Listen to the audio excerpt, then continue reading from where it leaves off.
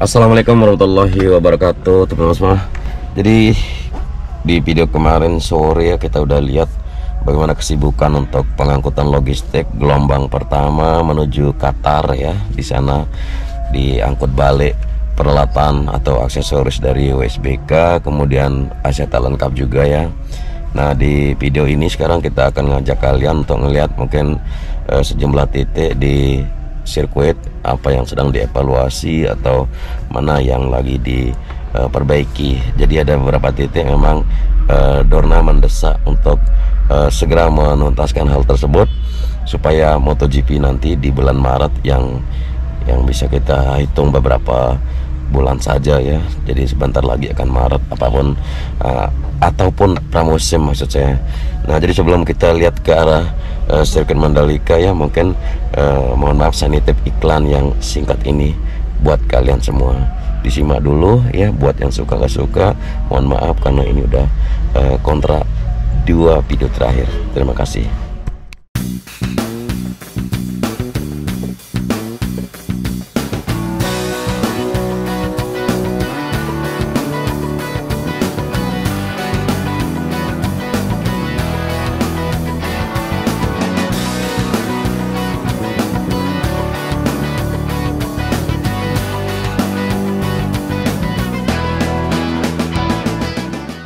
Jadi menjelang MotoGP di sirkuit Mandalika, Dorna Sport memberi sejumlah catatan buat Mandalika. Dan catatan dari Dorna kepada pengelola kawasan ekonomi khusus KEK Mandalika, kepada pemerintah dan penyelenggara balapan ini terkait dengan fasilitas pendukung yang harus segera ditingkatkan.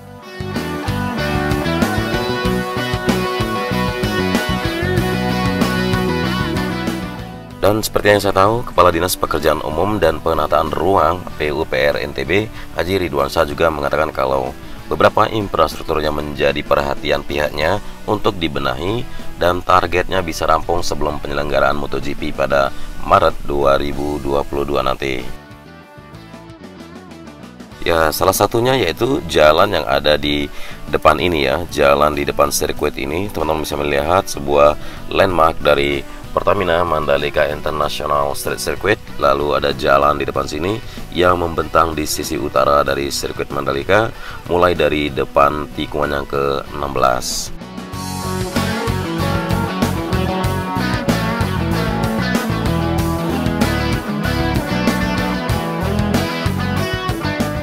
Dan adapun jalan ini menjadi kewenangan dari Pemprov NTB, kondisinya saat ini masih belum bisa dikatakan layak ya, sehingga perlu pembenahan. Lebarnya sekitar 6 meter dengan kondisi aspal yang sudah berlubang di beberapa titik. Dan ruas jalan ini ya akan digarap pada awal 2022 nanti menggunakan dana alokasi khusus atau DAK fisik sebesar 16 miliar rupiah.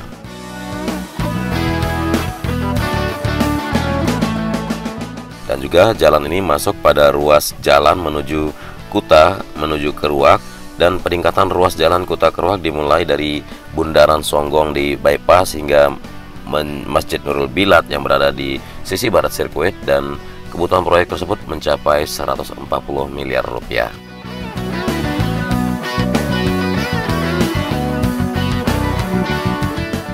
Ya, kita berada di sisi kiri dari tikungan yang ke-16 ya teman-teman. Kita akan memantau ke sisi dalam dari sirkuit. Dan ya masih kita akan membahas dengan catatan Dorna buat penyelenggara, buat pemerintah, buat yang bertanggung jawab di KEK Mandalika ini akan kita bahas bersama.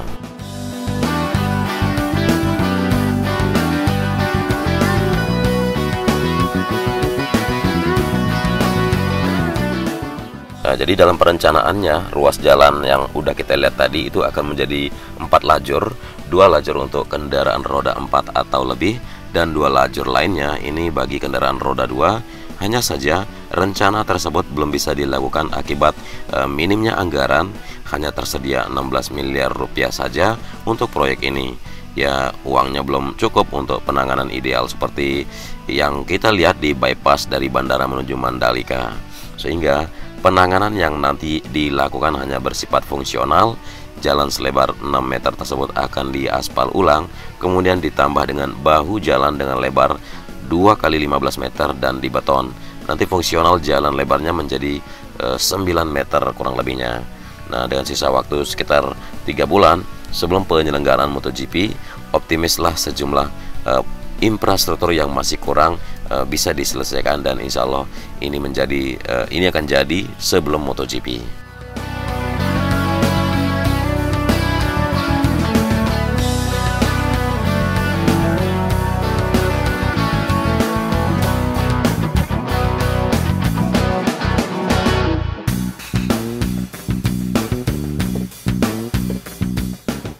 Ya, selain itu juga ada fasilitas sirkuit Mandalika yang akan disempurnakan juga untuk melaksanakan gelaran MotoGP nanti di sini.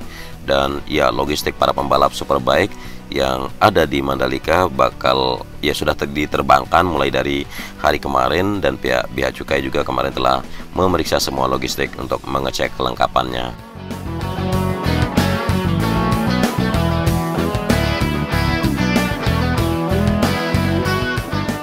Dan adapun seluruh logistik tersebut ya diangkut kembali ke pesawat kargo milik Qatar Airways melalui bandara di Lombok secara bertahap, dan rencananya insya Allah 2 hari ya, dalam 2 hari maksud saya, untuk seluruh kargo telah diangkut dengan tuntas.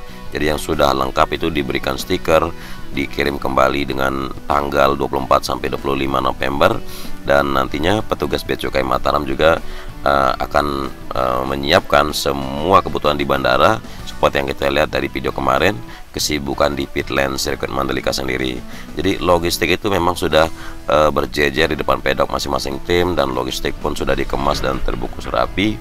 Yang dicek oleh tim Bea Cukai kemarin juga mulai dari motor para pembalap, spare part hingga perlengkapan lainnya, dan petugas melihat daftar list masing-masing logistik saat masuk disesuaikan dengan yang akan dikembalikan. Jadi petugas Bea Cukai sudah terlihat didampingi aparat ya. Kita di video sebelumnya kan kita melihat tuh ada aparat TNI, Polri di depan pedok, dan ada sejumlah petugas yang akan mengkawal seperti di video sebelumnya dari sirkuit menuju ke bandara sendiri.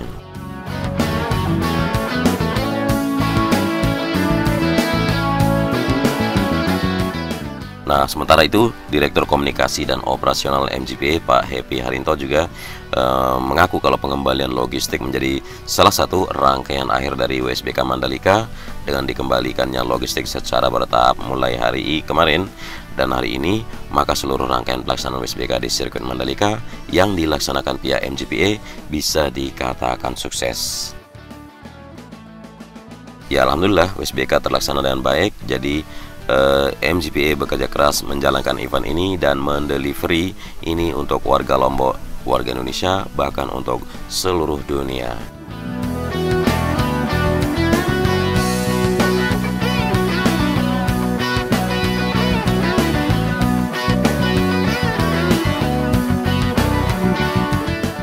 Ya, namun tidak dipungkiri ya, memang banyak evaluasi yang harus dilakukan dari pelaksanaan WSBK Mandalika. Misalnya kondisi genangan yang memasuki pedok ketika terjadi hujan deras mengguyur saat balapan berlangsung pada Sabtu dan Minggu lalu, dan ini memang menjadi aspek yang sangat-sangat harus dibenahi.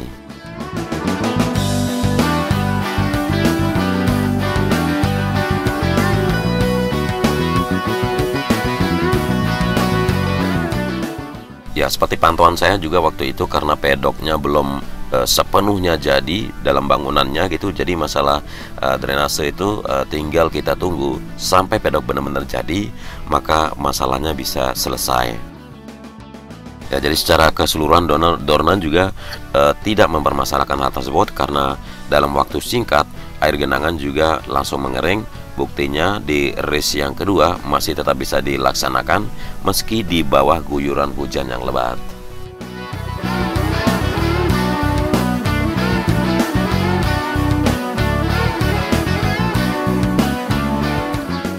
Dan terkait area tribun yang dikeluhkan sempat becek sekali ya, ini juga akan menjadi perhatian dari pihak ITDC Mandalika, karena MGPA hanya menangani teknis balapan. Dan pantauan kita semua ya, tribun penonton yang memang bersifat bongkar pasang sudah mulai dilepas, semua.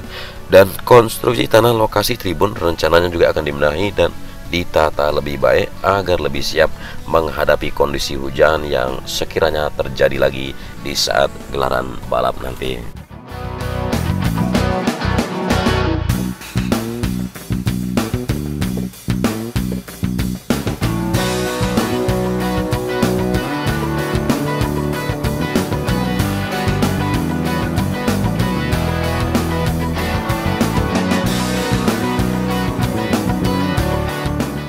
Ya, mengingat ya, perhelatan pramusim MotoGP di bulan Februari hingga balapan di bulan Maret masih berpotensi terjadi curah hujan, sehingga apa yang terjadi di saat WSBK bisa diperbaiki agar lebih baik di MotoGP. Menyusul pramusim MotoGP akan dilaksanakan di bulan Februari dan race di bulan Maretnya. Ya, bisa kita bilang 2,5 bulan ya, sangat cepat dan padat untuk MotoGP nanti.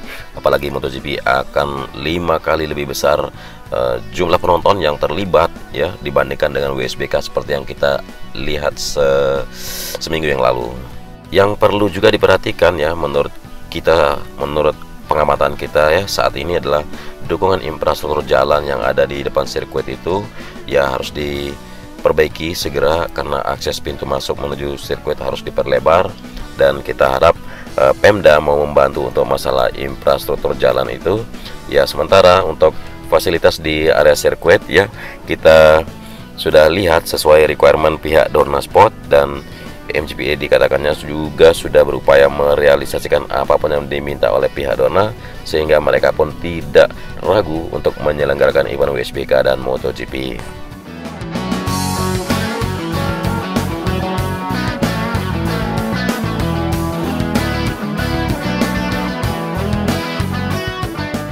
Ya, sementara untuk fasilitas-fasilitas lainnya juga nanti akan disesuaikan, dan kemudian ada juga yang kurang atau tidak sempurna nanti ya, itu sebuah hal yang wajar karena pelaksanaan WSBK pekan lalu adalah event balap internasional yang pertama dilaksanakan di NTB, bahkan di Indonesia ya, sejak 24 tahun terakhir.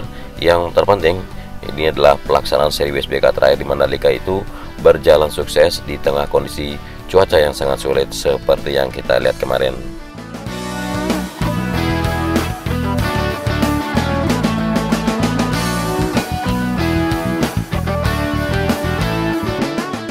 Ya, informasi yang lain di tempat terpisah juga ya dari bandara ya, terutama Stakeholder Relation Management PT Angkasa Pura I di bandara juga mengatakan kalau pesawat kargo yang akan mengangkut logistik WSBK sudah tiba dan siap rencananya pesawat itu untuk menerbangkan atau balik lagi di jam 10 malam. Sedangkan ditanya mengenai arus balik penonton dan para pembalap WSBK beserta ofisialnya juga sudah kita lihat sudah terjadi pada hari Minggu dan Senin, dan tercatat lebih dari 4.000 penumpang per hari yang berangkat dari Bandara Lombok pada 2 hari tersebut. Sedangkan selama 3 hari perhelatan balapan WSBK digelar di sirkuit Mandalika itu jumlah penumpang mencapai 18.139 orang dengan jumlah penerbangan yang sangat ramai sebanyak 169 kali. Dan puncak kedatangan penumpang terjadi pada hari Jumat di tanggal 19 kemarin. Jumlahnya itu sebanyak 4.241 orang dengan 32 kali penerbangan. Sedangkan keberangkatan di hari tersebut sebanyak 2.000-an orang ya, bahkan 2.100 orang dengan 31 kali penerbangan. Kemudian di hari Sabtu juga makin banyak, makin ramai, dan arus balik juga makin padat yang terlihat di bandara.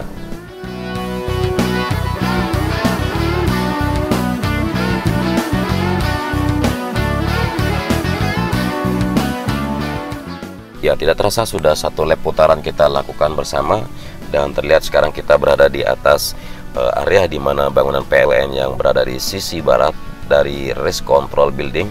Di sini juga persiapan untuk pembongkaran apa yang sekiranya bisa diangkut balik, dan apa yang sudah terpasang permanen akan dibiarkan saja.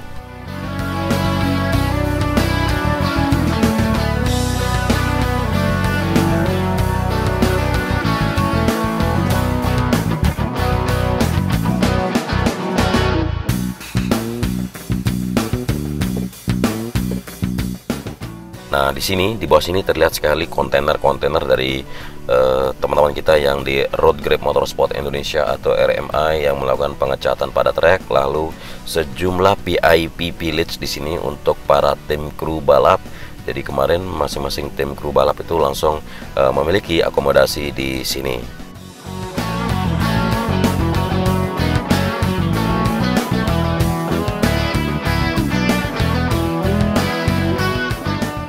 Nah, terlihat sekali sudah kosong ya, area podium, area parkir dan sebagainya sudah terlihat kosong.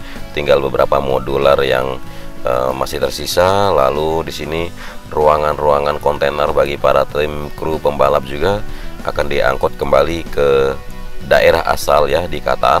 Kemudian di sini persiapan kalau kita melihat ke arah bangunan deretan pedok di sisi barat yang 3 lantai sudah hampir tuntas selesai pengerjaan.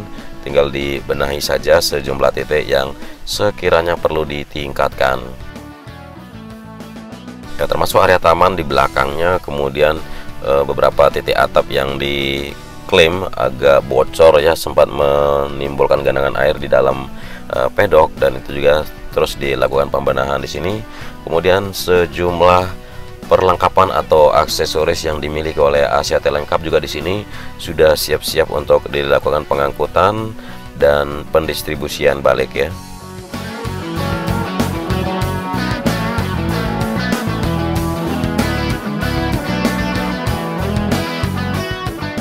Ya, seperti yang saya katakan tadi, kalau pengangkutan balik atau pengiriman balik dari logistik ini menjadi gelaran atau acara terakhir lah dari WSBK.